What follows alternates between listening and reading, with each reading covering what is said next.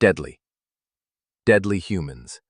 It was the Kuk Kamsu who stumbled across them first, and, true to their nature, they attacked without hesitation.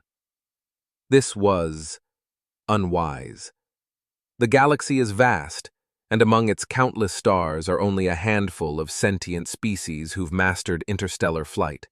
Foremost among them, of course, are we, the Amia. Now, as it happened, the humans had been quietly carving out a modest little domain for themselves in some distant, forgettable corner of the galaxy. Nothing grand, just a few dozen colonies scattered across the systems nearest their home star. And the critical thing? They didn't even know the Kuk Kamsu existed, or any other sentient species for that matter. So, logically, in a first contact scenario between the Kuk Kamsu, a species whose name is practically synonymous with ruthless aggression, no, aggressive isn't quite right, let's say uncompromising, and humans, a comparatively primitive species who'd never heard of the Kuk Kamsu, let alone prepared for them. One would think the outcome obvious. Humans should have been crushed. They weren't. Why not? Ah, now you're asking the right question, little fledgling. So listen closely, because this, right here, is where the history lesson begins. And a very valuable lesson it is. A Kuk Kamsu armed recon team came across a small human settlement on a planet that had been tagged for economic exploitation by one of their coordinators, which, in their strange hierarchy, passes for a government. The settlement was recent, a few years old. At most, a decade had passed since the Kuk Kamsu's initial survey of the world. As I mentioned before, the Kuk Kamsu are not known for subtlety or patience. Finding structures where there should have been none, they did what they always do. They set them ablaze. Efficient, merciless, without hesitation. To be fair, it's entirely possible they didn't recognize the buildings as the work of sentient beings. Semi-telepathic species can be like that. In the Kuk Kamsu's case, communication occurs through pheromonal thought transmissions. This makes them problematic when it comes to theory of mind. They don't need to guess what others are thinking they know. Among their own kind, anyway. So when it comes to recognizing sentience in other species, well, they tend to miss it entirely. But I'm getting ahead of myself. I was saying they tried to burn the human settlement to the ground. At least, that was the plan, though they didn't get very far. Luckily for historians, every Kuk Kamsu armed recon, AR, team wears helmet cams that stream directly to their ship's black box. Couple that footage with surviving human testimony, and we have a remarkably clear record of the fiasco. The AR team leader approached the first hut, paid no mind to the panicked humans fleeing its walls, and unleashed his armed, jam-mounted flamer. The little shack ignited in seconds. Next up was a larger structure, 2 stories instead of 1, but remember, a Kuk Kamsu dwarfs a human. They stretch 5 meters from snout to tail, though they're only a meter wide, and stand just under 2 meters tall on all fours. When they rise on their hind limbs, they tower even higher, wielding 4 arms and 2 legs with equal dexterity. The leader sent a gout of flame into the ground floor, then reared up and blasted a second barrage through the 2nd-story window. As a finishing touch, he squeezed off a few bursts from the multi-hut-purpose laser on his other forelimb. And then, well, that's where things went sideways. So, this living juggernaut of destruction, flamer ablaze, carves through the settlement alongside his 19 comrades, barely registering the humans scurrying around him. Then he spots a vehicle limping away. With a single laser shot, he cripples it. Advancing to finish the job with his flamer, he discovers not scavenger debris, but a typical human family. A father, a mother, and 2 wide-ladoeyed children crouched among the wreckage. His helmet cam records a rare hesitation. Perhaps for a moment, his rank lent him a sliver of awareness. But only a sliver. He straightens, flamer ready to resume the sterilization. Except, the flamer is gone, and so is the arm it was mounted on. A keening screech erupts from him as realization crashes in. He staggers backward. There, between him and the trembling family and beside his severed limb, stands another human. Clad in a full armored suit, this silent sentinel had crept in beneath the hulking beast, severed his weapon arm without warning, and now holds a massive kinetic pistol in one hand and an actual sword in the other. For a heartbeat, the Kuk Kamsu leader stands frozen in shock, still conscious but teetering on the brink of catatonia. Then he remembers his remaining laser arm. He raises it, locks onto the armored human, and fires. And the human simply steps aside. He didn't dodge the laser blast in the conventional sense. He didn't need to. He was so fast that, in the time it took the AR commander to lift the weapon, aim, and fire, the human had already calculated the shot's trajectory and moved, just like that. That's how quick human reaction times are. Naturally, the commander kept firing. It made no difference. The last thing the helmet cam recorded was a blur, a streak of motion whipping beneath the towering Kuk Kamsu, and just like that, he became the first casualty of the human-Kamsu conflict. So, who was this sword-wielding human? And what was he doing there? That's the remarkable part. He was there for the same reason the Kamsu AR team was. He was an armed scout. One of 5, deployed ahead of a full invasion, flew away. Of sword motion said in the squire. Because humanity isn't a single, unified empire. Far from it. The faction that sent the scouts was locked in a formalized conflict, something they refer to as war, with the faction that had founded the colony, and they intended to take the planet from them. This kind of thing isn't rare among humans, by the way. Their factions, and even the factions within those factions, are almost always at war with someone, usually each other. Now here's the important part. The Kuk Kamsu were heavily armed, by their standards anyway, outfitted for hostile wildlife, yes, but not expecting true resistance. Meanwhile, the human scouts carried only what their own kind considered light weaponry, and even that was enough to send the Kuk Kamsu running. The scouts were built for stealth. That's why one of them carried a sword, no ordinary blade, but one with a monomolecular, electrostatically bonded edge, dead silent, capable of slicing through nearly anything. And it worked. That scout, along with his 4 teammates, carved through most of the Kamsu force before the aliens even knew they were under attack. Their active camouflage armor helped, of course. That's how the scout had managed to get so close to the AR commander in the first place, unnoticed until it was far too late. In the end, the AR team never stood a chance. Out of 20, only 3 managed to retreat to the ship alive. Could they have leveled the colony from orbit? Probably, but they were shaken utterly. With their crew reduced and their systems barely functional, they abandoned the mission entirely and fled back to Kamsu space at top speed.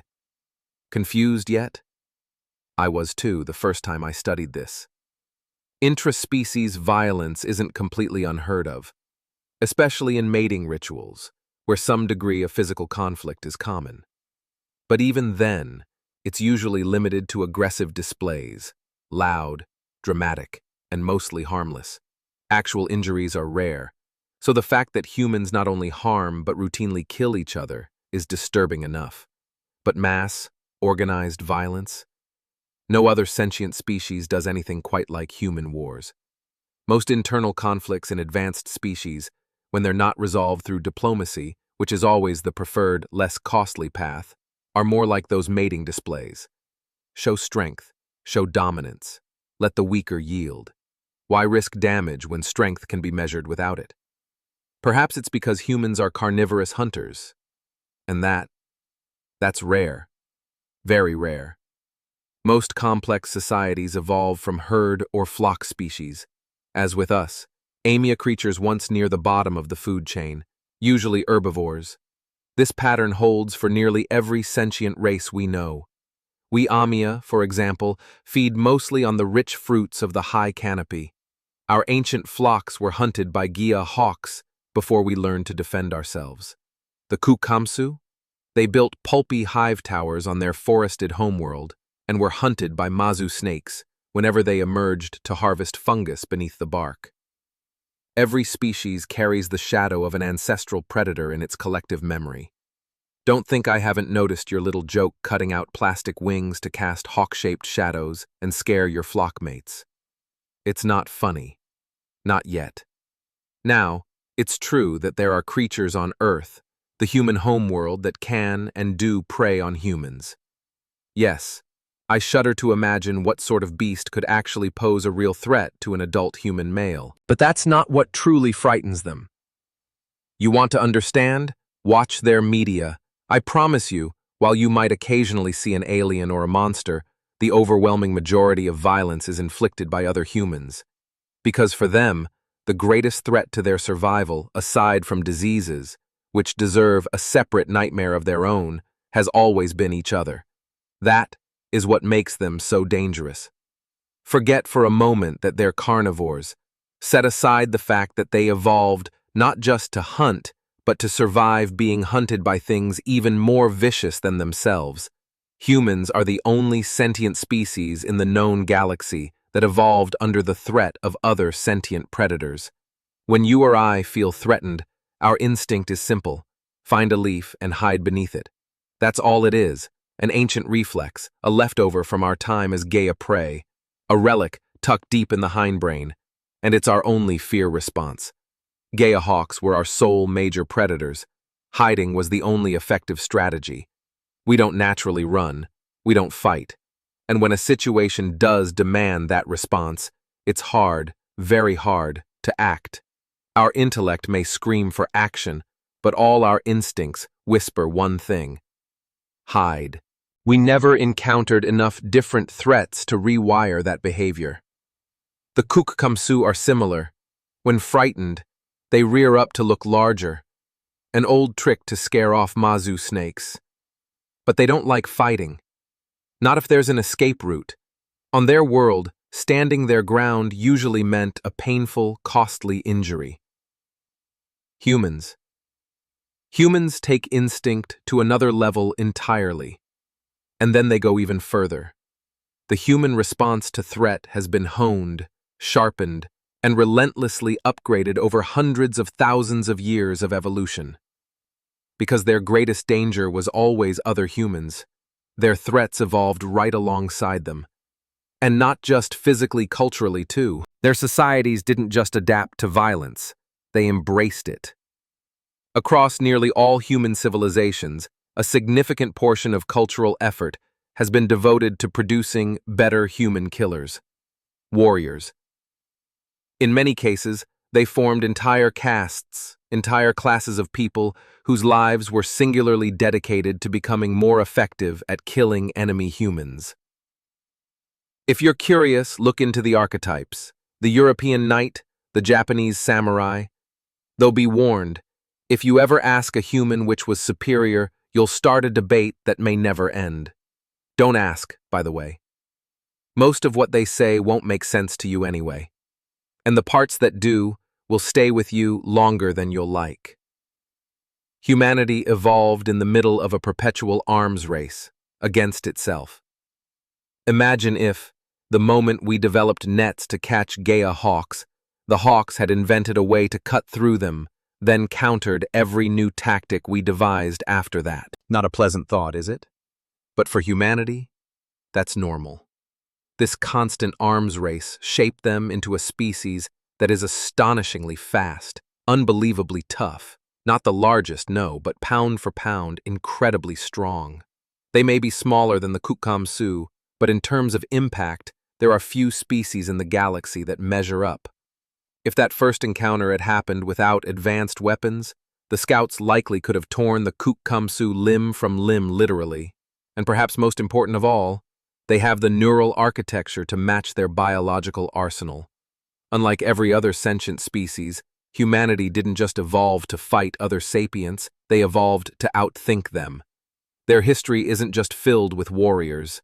Some of their most iconic figures are those who mastered war not through strength, but through coordination, planning, and ruthless strategic insight. The generals, the tacticians, the ones who fought with maps and minds. Humans value intelligence in conflict just as much as they value physical force. And their responses to threats, well, those are anything but simple. They're layered, complex, highly adaptable. By now, I imagine many of you are feeling a certain unease. Good. You should be. I've painted humans as unstoppable killing machines because, in many ways, they are. But don't forget, they are also sentient. And sentience brings complexity, depth, contradiction. Now, has anyone been paying close enough attention to catch the part of this story that doesn't quite make sense? The human scouts were on that planet to attack the colony. That part's clear. So why, then, did they defend it when the Kuk Kamsu arrived? Some of you may be thinking, they wanted the buildings intact. A common assumption. A shallow one. A novice in the study of human behavior might find that answer sufficient. But in truth, the reason is far more complicated. War, as it turns out, isn't just a chaotic frenzy where one side slaughters the other until someone's extinct. Humans may be savage, but they are not mindless. There are rules. And that's what separates war from simple murder in their eyes. The rules are complex, often contradictory, but they mostly define who can and cannot be killed. For instance, an enemy who lays down their weapon and surrenders is generally no longer a valid target. Likewise, civilians, those who do not fight, are supposed to be spared. Enforcement of these rules varies. Sometimes they're upheld, sometimes not. But there is one near-universal taboo. You do not harm children. The human scouts might have stayed hidden. That was their mission. But once the Kuk Kamsu attacked a human family with young, everything changed. If you ever choose to study xenocultures firsthand, if you travel beyond your worlds and come face to face with a real human, and if you'd prefer not to end up like that Kuk Kamsu AR commander, cut in half before you realize what's happening, then remember this: never, ever threaten a human child.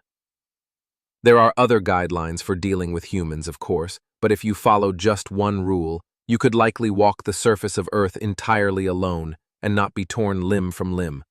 I did, back in my student days, because the truth is, just because a human can kill you with alarming ease, doesn't mean they want to.